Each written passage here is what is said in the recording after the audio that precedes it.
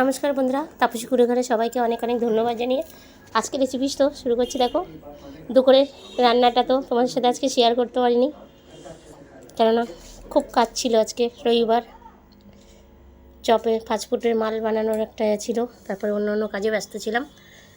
আর সেই মুহূর্তে আমার আজকে ফোনেরও তোমার এটা ব্যালেন্সটাও শেষ হয়ে গেছিলো, এই জন্য এখন রিচার্জ করেছি।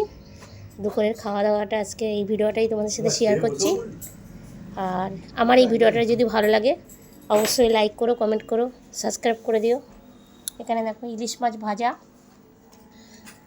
পালং শাক আলু দিয়ে একটা তরকারি নিরামিষ, লাউ ডাল, আর এখানে সর্ষে ইলিশ, কাঁচা লঙ্কা সর্ষে বাটা দিয়ে ইলিশ মাছ ভাপা এটা।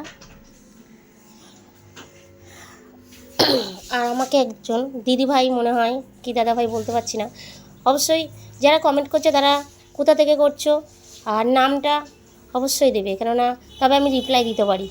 আর না হলে আমি তো বুঝতে পারছি না কে কোথা থেকে হচ্ছে আমাকে কমেন্ট করেছো।